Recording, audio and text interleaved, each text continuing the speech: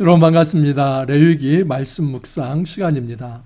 우리가 거룩하신 하나님과 언약을 맺고 그 하나님의 거룩을 본받고 닮아서 우리도 이 땅에서 생명과 평화를 추구하는 거룩한 삶 살아갈 수 있기를 간절히 소망합니다.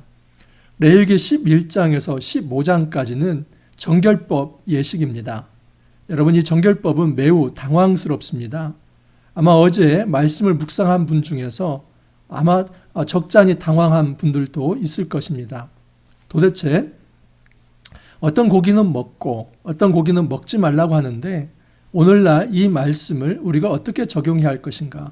나 돼지고기 좋아하는데 그거 먹지 말라는 얘기인가?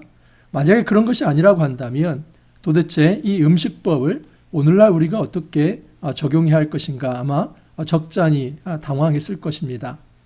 하지만 여러분, 당황할 필요가 없습니다. 이 레위기 11장에서 15장만큼은 신학적 의도를 알고 그 하나님의 뜻이 무엇인지 그 정신과 원리를 이해한다면 너무나 쉽게 잘 적용할 수 있기 때문입니다. 어제 말씀을 드렸던 것은 11장 1절에서 23절까지 어떤 것이 정한 짐승이고 어떤 것이 부정한 짐승인지 그것을 구분하는 원리에 대해서 말씀을 드렸습니다. 이제 오늘은 24절에서 47절 말씀인데 그 부정한 짐승 중에서 특히 사체를 사람이 만지거나 접촉을 했을 때 그 사람이 부정하게 되는데 어떻게 다시 정결해질 수 있는지 그 방법을 소개하고 있습니다. 어제 말씀을 다시 한번 조금 요약하고 또 복습을 좀 하면 이렇습니다. 여러분, 육상생물, 수중생물, 또 조류, 그리고 곤충에 있어서 어떤 것이 부정하고 정결한지를 어제 살폈습니다. 특별히 육상생물에 있어서는 먼저 굽이 있어야만 합니다. 그리고 그 굽은 갈라져서 쪽발이 돼야만 합니다. 또한 그 생물은 반드시 되새김질을 해야만 합니다. 이 되새김질을 한다는 것은 초식동물입니다. 여러분, 창세기를 제가 살펴드릴 텐데 이 창세기에 나와 있는 처음에 이 살아가는 이 에덴 동산에서의 모든 사람을 포함한 동물은 초식이었습니다. 육식을 허락하지 않았습니다. 또한 그 육지에서 잘 뛰고 걸을 수 있도록 굽이 있어야 하고 쪽발이 돼야만 합니다. 이것이 창조의 상태에 좀 더 근접한 것이다 라고 볼 수 있습니다. 또한 이 수중생물도 마찬가지입니다. 지느러미와 또 비늘이 있어야 한다는 것입니다. 이 지느러미와 비늘의 역할은 헤엄을 잘 치도록 그렇게 구조화된 것입니다. 그래서 창조의 상태에 조금 더 가까이 가 있고 또 포식하지 않는 그 어류를 정결하게 보았습니다. 조류는 특별한 기준을 마련하지는 않았지만 그 부정한 이 조류를 이제 그 범주한 것을 살펴보면 힌트를 얻을 수 있습니다. 예를 들어서 독수리, 또 뭐 부엉이, 매, 이런 종류들은 맹금류라고 해서 굉장히 포식적 성향이 있고 또 까마귀 같은 것도 여러분 이 사체를 먹습니다. 그래서 독수리나 또 이 까마귀 또 부엉이 이런 것들은 지금 사체를 먹는데 그래서 이 부정한 것을 먹는 이런 것은 이제 창조의 원리, 다시 말해서 이 생명성에서 멀어지기 때문에 부정했다는 것을 말씀을 드렸습니다. 이 곤충류 같은 경우는 날개가 있고 발이 있어서 걸을 수 있고 나를 수 있다면 이것도 창조에 더 가까운 온전한 모습이기에 좀 정하다라고 이야기를 했습니다. 그래서 정리해서 보면 여러분, 이 성경에서 말하는 정하다 하는 것은 좀 더 온전성, 이 완전성, 완전한 모습, 창조에 처음에 창조되었을 때에 가장 가까이 근접하는 그런 모습을 깨끗하다, 정하다 하는 것입니다. 근데 어제도 말씀을 드렸지만 창조에 가깝다는 것은 생명성을 가지고 있다는 것입니다. 여러분, 제가 다시 한번 설명을 드리도록 하겠습니다. 창세기 1장 29절 30절을 보면 하나님이 이르시되 내가 온 지면에 씨 맺는 모든 채소와 씨 가진 열매 맺는 모든 나무를 너희에게 주노니 너희의 먹을거리가 되리라. 또 땅의 모든 짐승과 하늘의 모든 새와 생명이 있어 땅에 기는 모든 것에는 내가 모든 푸른 풀을 먹을거리로 주노라 하시니 그대로 되니라. 어떻습니까? 여러분 창세기에는 이 에덴 동산에서 사람을 비롯해서 모든 육상 생물은 육식을 할 수 없습니다. 초식입니다. 이것이 원래 창조의 모습입니다. 다시 말해서 이 창조 때에 강조가 되는 것은 무엇이냐면 생명을 죽이는 것이 아니라 생명을 보존하는 것입니다. 그래서 창조의 모습에 가깝다는 것은 이 생명에 가깝다는 것을 의미합니다. 자, 그런데 여러분 노아 홍수 후에 이것이 조금 달라집니다. 노아 홍수 후에 9장에 보면은 새로운 법령을 주시는데 이렇게 얘기합니다. 9장 2절을 보면 땅의 모든 짐승과 공중의 모든 새와 땅에 기는 모든 것과 바다의 모든 물고기가 너희를 두려워하며 너희를 무수하리니 이것들은 너희의 손에 붙였음이니라. 모든 산 동물은 너희의 먹을 것이 될지라 채소같이 내가 이것을 다 너희에게 주노라. 여러분 노아 홍수 후에는 무엇이 허락됩니까? 육식이 허락됩니다. 그러면 목사님 노아 홍수 이전에는 육식이 없었습니까? 저는 그렇게 생각하지는 않습니다. 왜냐하면 여러분 가인이 아벨을 죽일 정도의 이 살육이 있었고 또한 여러분 아벨 같은 경우는 이 생축으로 하나님 앞에 피해 제사를 또한 드리지 않습니까? 이런 것을 놓고 본다면 이제 어떤 이 생축을 도살하는 이런 문화가 이미 있었고 그런 상황에서 인간이 육식을 하지 않았으리라 그렇게 생각하지 않습니다. 다만 하나님께서는 정상적인 합법적인 이 육식 허락을 노아 홍수 후로 말씀을 하십니다. 우리 하나님께서 이렇게 허락하신 건 뭐냐면 이 땅은 이미 세속화되어 있습니다. 에덴 동산은 여러분 성전입니다. 이 성전의 기원을 따져가면 어디가 성전이냐면 에덴 동산입니다. 왜냐하면 타락하기 이전에 그곳은 하나님의 임재하시는 자리이고 또 하나님과 언약 관계를 맺고 있고 영원한 생명을 누릴 수 있는 자리이기 때문에 그곳이 바로 가장 거룩한 곳, 그곳이 바로 성전입니다. 자, 그런데 인간의 타락으로 인해서 이 에덴이 이제 에덴에서 추방되었습니다. 그 추방된 그 땅은 거룩한 땅이 아니라 세속의 땅입니다. 그리고 그 세속의 땅에서 이 육식이라고 하는 것은 이제는 현실이 되어버린 겁니다. 그래서 하나님께서는 세속에서 살아가는 사람들에게 육식은 허락하되 한 가지 금하는 것이 있었습니다. 창세기 9장 4절을 보면 그러나 고기를 그 생명되는 핏째 먹지 말 것이니라. 내가 반드시 너희의 피 곧 너희의 생명의 피를 찾으리니 짐승이면 그 짐승에게서 사람이나 사람의 형제면 그에게서 그의 생명을 찾으리라. 다른 사람의 피를 흘리면 그 사람의 피도 흘릴 것이니 이는 하나님의 자기 형상대로 사람을 지으셨음이니라. 여러분 육식을 하지 말라. 이것은 이제 조금 하나님께서 세속을 살아가는 이 사람들에게 이 육식을 허락해 줌으로써 좀 보완이 됩니다. 그런데 육식이 허락되었다 할지라도 한 가지 금하는 게 있습니다. 그것은 핏째 먹지 말라. 그것은 지금 이 어떤 생물의 피를 먹는 것이 어떤 위생적으로 문제가 있다. 이것보다도 사실은 사람의 생명에 대한 그 존중의 정신을 하나님께서 갖게 하기 위해서 아주 하나님께서 과격하게 모든 생물의 핏째 먹지 말라는 것을 합니다. 이것은 생명 존중이 담겨 있습니다. 여러분 이뤄놓고 본다면 에덴 동산에서는 초식만 허락이 되었고 그리고 이제 이 노아 홍수 후에는 육식이 허락되었지만 여전히 핏째 먹지 말라고 하는 것은 이 창조의 정신이 무엇에 있다는 것을 알 수 있습니까? 사람의 생명의 존귀함에 있다는 것을 알 수 있습니다. 그것이 바로 창조의 질서이고 창조의 정신입니다. 하나님께서 이 땅을 창조하신 것은 그 생명의 안식을 누리는 것, 안식을 누린다는 것은 영원히 그 생명의 풍성함을 누리며 산다는 것입니다. 인간이 하나님 앞에서 범죄함으로 그 안식에 깨어졌지만 그럼에도 불구하고 하나님은 사람들이 생명을 존귀히 여기는 그 사상을 가지고 살아가라는 것입니다. 여러분 이 창조의 신학이 만약에 우리에게 없다면 이 레위기 11장에서 15장은 전혀 이해할 수 없는 말입니다. 자, 오늘 말씀 한번 보십시오. 11장 24절 이하를 보면 이런 것은 너희를 부정하게 하나니 누구든지 이것들의 주검을 만지면 저녁까지 부정할 것이며 그 주검을 옮기는 모든 자는 그 옷을 빨지니 저녁까지 부정하리라. 누가 부정합니까? 여러분 그 부정한 짐승의 어떤 사체를 만졌을 때 이 주검이라고 하는 것은 사체이죠. 그 사체를 만지면 저녁까지 부정할 것이다. 그래서 그 옷을 반드시 빨고 저녁까지 기다려야만 그 사람이 회복될 것이다 하는 것을 얘기합니다. 이것은 마찬가지입니다. 지금 다른 표현일 뿐이지 24절에서 28절까지는 부정한 동물에 대해서 얘기를 하고 또 29절부터 38절까지는 이 기어다니는 어떤 짐승에 대해서 얘기합니다. 29절 이하를 보면 땅에 기는 길 짐승 중에 내게 부정한 것은 이러하니 하면서 도마뱀, 악어, 그리고 카멜레온 이런 것들이 있는데 31절을 보면 그 모든 기는 것 중 이것들은 내게 부정하니 그 죽음을 만지는 자는 모든 자는 저녁까지 부정할 것이 똑같습니다. 또한 39절 이하도 마찬가지입니다.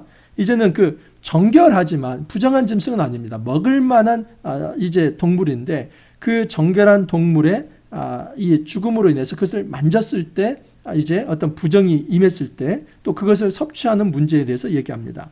39절 이하를 보면 너희가 먹을 만한 짐승이 죽은 때에 그 죽음을 만진 자는 저녁까지 부정할 것이요. 다시 말해서 이제 부정하지 않은 짐승, 예를 들어서 소나 양이나 또는 염소, 이것을 이 어떤 죽음을 만졌다면 그 사람 역시도 이때 저녁까지는 부정하다는 것입니다. 40절을 보면 그것을 먹는 자는 그 옷을 빨 것이요 저녁까지 부정할 것이며 하면서 어찌됐든 이 죽음, 어떤 사체에 어떤 관련이 있으면 그것이 정한 짐승이라 할지라도 그 사람은 부정해졌기 때문에 저녁까지 그 옷을 빨고 기다려야 한다 하는 것입니다. 여러분, 이 11장 24절에서 30절 전체를 놓고 볼 때 핵심은 무엇입니까? 죽음에 가까이 한다면, 이 사체에 가까이 한다면 그 사람은 부정해진다는 겁니다. 그렇기 때문에 어제도 강조를 했고 오늘도 다시 한번 강조를 드리는 것은 무엇이냐면 이 11장부터 15장까지를 단지 알레고리칼한 해석으로 또는 문자적 해석으로 그리고 나만이 가지고 있는 어떤 심증적 묵상으로 하면 이 말씀은 그냥 여러분 길을 잃을 수밖에 없습니다. 굉장히 미로 속에서 우리는 헤어나지 못합니다. 반드시 11장에서 15장까지는 창조 신학의 빛 아래에서 이 말씀을 살펴봐야만 합니다. 그건 무엇이냐면 하나님의 창조의 정신은 생명의 존귀함에 있습니다. 하나님이 이 땅에서 사람을 만드시고 그 사람에게 생명을 풍성케 하는 거. 여러분, 예수님께서 요한복음 10장에서 뭐라고 합니까? 예수님이 이 땅에 오신 목적은 사람으로 그 생명을 풍성케 하기 위해서 오셨다는 겁니다. 이것은 창조의 안식을 회복할 이 안식일의 주인으로서 이 땅에 오셔서 진정한 인간의 타락으로 인해 깨어진 이 안식을 회복하는 것. 다시 말해서 영원한 생명을 주는 것이 우리 예수 그리스도의 이 땅에 오신 목적이다 하는 사실입니다. 여러분, 이뤄놓고 본다면 우리가 이 말씀을 적용할 때 핵심적 키워드는 무엇이냐면 이 생명의 존귀함을 여기는 것입니다. 우리가 먹는 거, 우리가 입는 거, 우리가 잠자는 거, 이것은 의식주의죠. 모든 사회생활에 있어서 핵심은 무엇이냐면 나의 생명도 존귀함을 받아야 하지만 다른 사람의 타인의 생명을 존귀하게 여기는 이 생명 존중의 사상이 있어야만, 그리고 그것이 바로 평화가 나타나고 그 평화가 이루어진 세상이 바로 하나님의 거룩이 가득 임하는 세상이다 하는 것입니다. 여러분, 이 말씀이 이제 사도행전 10장에 가면 어제도 말씀을 드렸지만 이제 오늘 이것은 명확하게 말씀을 드려야만 합니다. 사도행전 10장에서 베드로가 여러분 그 욥바에서 환상을 보지요. 근데 내 귀에 달려있는 보자기가 내려옵니다. 근데 거기에 보면 조류 또는 육상 동물 또 길 짐승 이 모든 것들이 담겨있는 다 부정한 것입니다. 근데 하늘에서 이것을 잡아먹어라. 3번이나 그럽니다. 근데 3번 다 이 베드로는 저는 부정하니까 그것을 먹을 수 없습니다. 그럽니다. 여러분, 그런데 하나님께서 뭐라고 얘기합니까? 내가 깨끗한 것을 너가 왜 속되다고 얘기하냐? 그 얘기를 합니다. 여러분, 사도행전 10장을 한번 제가 봐드리겠습니다. 사도행전 10장을 보면 10장 9절 이하입니다. 이튿날 그들이 길을 가다가 그 성에 가까이 갔을 때 그때 베드로가 기도하려고 지붕에 올라가니 그 시각은 제6시더라. 그가 시장하여 먹고자 하며 사람들이 준비할 때 황홀한 중에 하늘이 열리며 한 그릇이 내려오는 것을 보니 큰 보자기 같고 내 귀를 베어 땅에 들이웠더라. 그 안에는 땅에 있는 각종 네 발 가진 짐승과 기는 것과 공중에 나는 것들이 있더라. 다시 말해서 여러분, 이것은 어제 말씀을 드렸던 레위기 11장 1절에서 23절의 그 부정한 짐승들입니다. 또 소리가 있으되 베드로야 일어나 잡아먹으라 하거늘. 여러분 이것은 율법의 충돌이지 않습니까? 지금 레위기 11장 1절에서 23절은 절대 그것은 만져서는 안 된다. 그 죽음도 만져서는 안 된다. 그런데 그것을 잡아먹으라고 하는 겁니다. 여러분 이 유대적 사고를 가진 이 베드로가 이거 어떻게 받아들일 수 있습니까? 굉장히 받아들일 수 없죠. 그래서 14절에 보면 베드로가 이르되 주여 그럴 수 없나이다. 속되고 깨끗하지 아니한 것을 내가 결코 먹지 아니하였나이다 한데 또 두 번째 소리가 있으되 하나님께서 깨끗하게 하신 것을 내가 속되다 하지 말라 하더라. 이런 일이 3번 있은 후 그 그릇이 하늘로 올라가니라. 3번 반복되었다는 것은 이것은 완벽한 하나님의 뜻을 보여줬다는 것입니다.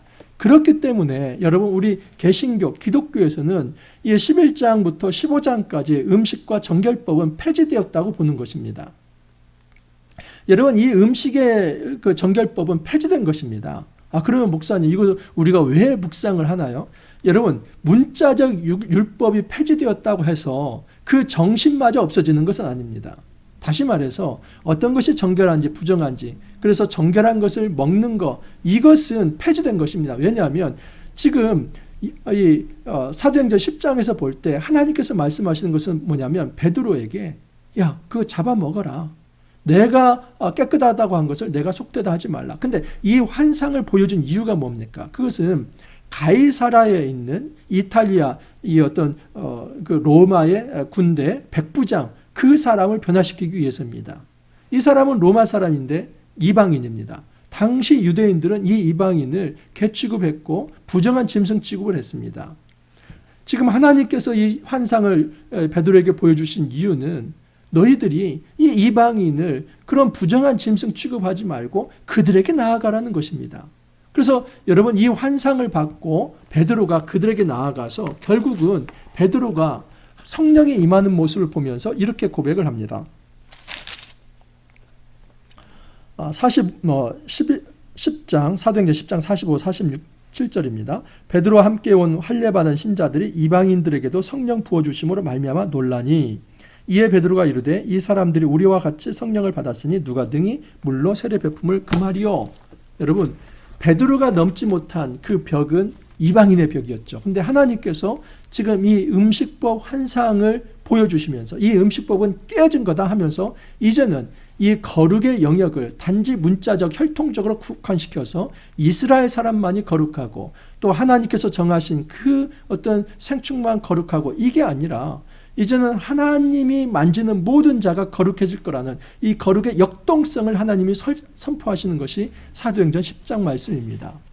그렇기 때문에 여러분 지금 이 레위기 11장을 단지 구약만 묵상하고 끝내버린다면 우리는 절대 적용을 할 수가 없습니다. 왜냐하면 음식법이 폐지되었는데 그걸 붙들고 이러쿵저러쿵 하는 것이 문제가 있기 때문입니다.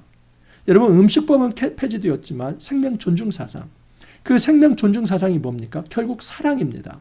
하나님이 절대 거룩을 가졌다는 것은 우리 하나님이 생명의 하나님이고 우리 하나님이 사랑의 하나님입니다. 그래서 그 하나님을 닮아서 우리가 하나님과 언약을 맺었다면 하늘 백성이 되었는데 우리가 그 하나님의 거룩을 닮아서 우리도 사랑의 정신을 가지고 정말 믿지 않는 사람들에게 생명을 전한다면 그것이 이 음식법, 거룩법을, 정결법을 제대로 실천하는 거다 하는 것입니다.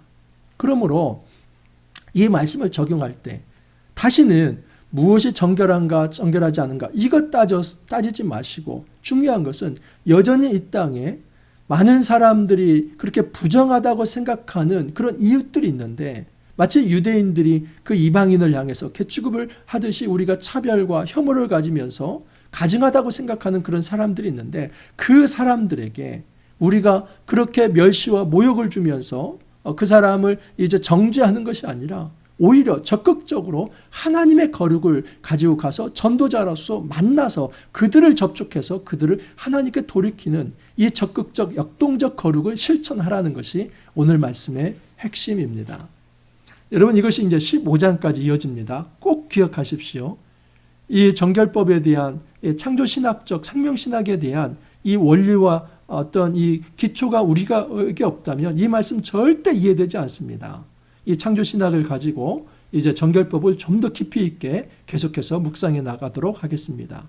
우리가 하나님과 깊은 언약관계 안으로 들어가서 이제는 거룩하신 그 하나님을 본받아서 우리가 사랑의 정신으로 우리가 생명을 추구하는 이 생명 평화의 정신으로 많은 사람들에게 하늘의 생명을 전달하는 그런 복의 통로가 될 수 있기를 간절히 소망합니다. 이렇게 기도합니다. 주님 감사합니다. 정결법, 특별히 응시법을 통해서 하나님이 거룩하시고 그 하나님께서 우리에게 거룩하라고 말씀하시는데 그 거룩을 실천하는 것은 하나님과 언약관계 안에 들어가서 하나님을 닮아서 우리도 이 땅에서 사랑을 실천하고 생명을 풍성케 하는 그 삶을 살아가는 것이 우리가 거룩한 백성의 삶이라는 것을 가르쳐 주시니 감사합니다. 주님, 이 땅에서 단지 거룩을 소극적으로만 이해하고 내가 정말 내 자신을 보호하기 위해서 어떻게 하든 이 거룩하지 않은 것과 이제 피해서 은둔하고 도피하는 그 수도원적 삶이 아니라 이제는 정말 우리가 차별하고 무시하고 또 모욕했던 사람이라 할지라도 그들을 죽게 인도하고자 하는 이 사랑과 긍휼의 정신으로 좀 더 적극적으로 역동적으로 거룩을 실천하고자 하는 그 정신으로 그들에게 다가가서 복음 전하는 귀한 전도자의 삶, 거룩한 삶 살아갈 수 있도록 주님 축복하여 주옵소서. 주님 감사하옵고 예수님 이름으로 기도하옵나이다. 아멘. 여러분 오늘 금요일입니다. 이번 한 주도 너무 수고 많이 하셨습니다. 여러분 레위기에 있어서 가장 큰 장벽이 사실은 제사법보다 11장에서 15장입니다. 하지만 이 말씀 절대 주일학교식으로는 적용하지 마십시오. 그리고 피상적으로 그냥 대충 뛰어넘어가지 마십시오. 여러분 이 말씀을 잘 해석하고 적용할 수 있는 실력이 된다면 이제 성경 전체 66권에 대한 새로운 지평이 열립니다. 우리에게 좋은 기회라 생각하고 저와 함께 계속해서 15장까지 묵상 정주행에 갈 수 있기를 간절히 소망합니다. 또 좋은 주말 보내시고 복된 예배 드리시고 월요일 날 다시 찾아뵙도록 하겠습니다. 감사합니다.